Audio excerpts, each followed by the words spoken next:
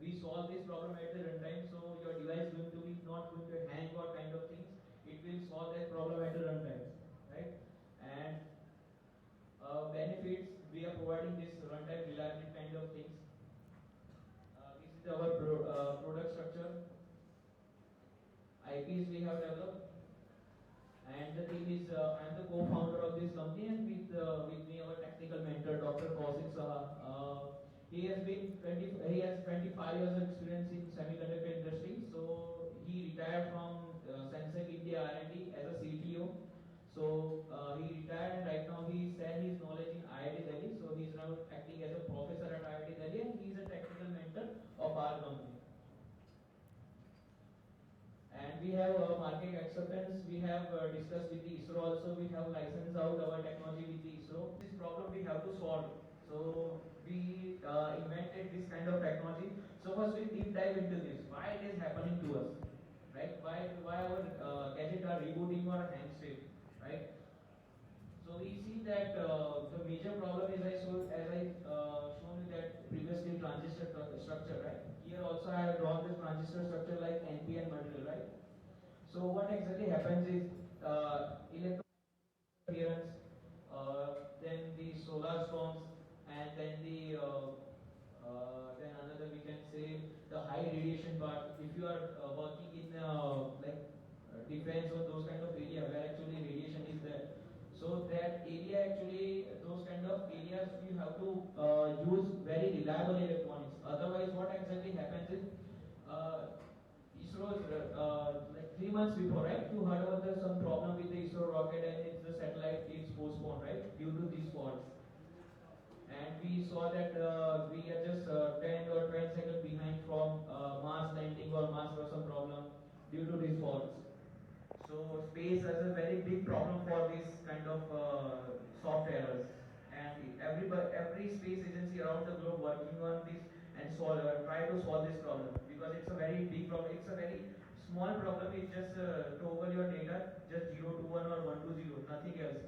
But the end result is your completely product failure. I mean, product failure is completely whatever the robot is there, whatever the PC is there, it's completely failure or a disaster. You cannot do anything.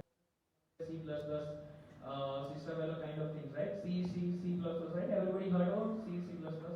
So C is mainly used in semiconductor design for firmware developments and for driver development things to communicate with each other computer parts, right? If you want to take an example, in your laptop or PC, there is the one CPU, there is the one hardware, there is the one software. So software and hardware don't interact with each other. They use compiler. So compiler making from C language, right? So what we are working, so we saw this software. समय मेरा ऐसा था कि ऐसी reputation तो हमारी भी होनी चाहिए, हमसे तो कोई मिलने नहीं आ रहा. तो मैंने उनसे बात की कि होता क्या है इस फील्ड के अंदर, ऐसा क्या होता है. तो उन्होंने थोड़ा सा समझाया कि इंटरेस्ट पड़ने लगा मुझे जानना था कि ऐसा क्या है इसके अंदर. सो उसके बाद से फिर मैंने पलट के नहीं देखा. मैंने सोचा कि यार करना है तो इसी फील्ड में जाना है कुछ भी करके. सो मैंने फिर इंजीनियरिंग स्टार्ट की. इंजीनियरिंग के अंदर आपको भी पता है बहुत सारे सब्जेक्ट्स होते हैं. सो मुझे पर्टिकुलर इसी सब्जेक्ट पे फोकस करना था. सो मैंने इसी सब्जेक्ट पे फोकस किया. 3-4 साल यही पढ़ा. उसके बाद भी आफ्टर इंजीनियरिंग के बाद भी मैंने इसको कंटिन्यूस अभी तक मेरा लर्निंग इस फील्ड में है तकरीबन 10-11 साल का अगर आप लगा दें, right. From the day I engineering, मैंने इंजीनियरिंग जब कॉलेज में पैर रखा, मैंने सिलेबस में एक ही सब्जेक्ट ढूंढ रहा था कि VLSI कब आ रहा है.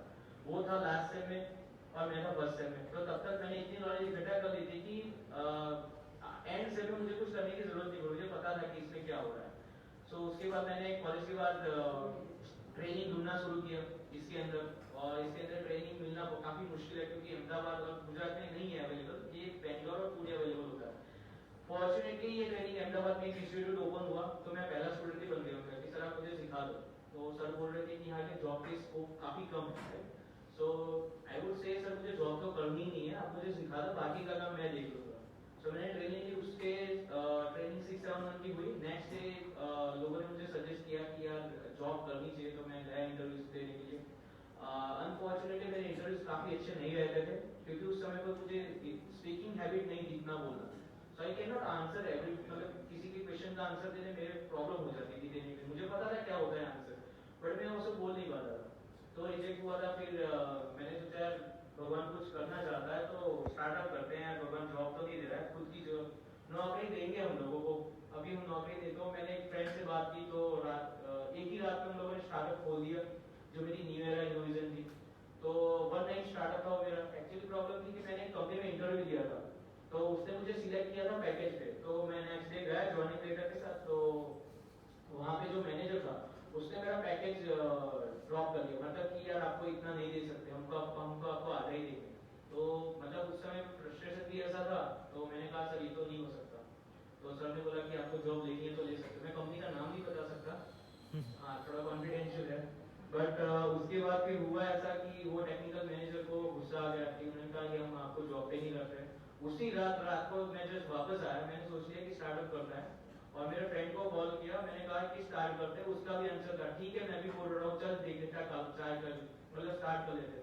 चाय की टपरी पे हमने स्टार्ट करना आइडिया पिच, हमने सोचा था कि हम करेंगे क्या, मतलब जो दोस्त लोग बैठते हैं, हमने चाय की टपरी पे बैठे रात को 11 बजे और डिसाइड किया कि हम स्टार्टअप तो कर लेंगे लेकिन करेंगे क्या उसमें, प्रोडक्ट डिजाइन कुछ ना कुछ हम लोग कर लेंगे, पहले स्टार्ट करते हैं। तो हमने एक स्टेप लिया, पहले तो ये स्टार्ट करते हैं, पहले तो कंपनी का नाम रजिस्टर किया, उसके बाद हमने सोचा कि प्रोडक्ट क्या बनाए, शुरू कर दिया। और 9 महीने के बाद उसी कंपनी का प्रोजेक्ट आया जिस कंपनी ने मुझे रिजेक्ट किया था, मेरे को भी मेरे पास, और मुझे पता था कि वो मेरे अलावा गुजरात में कोई नहीं करने वाला।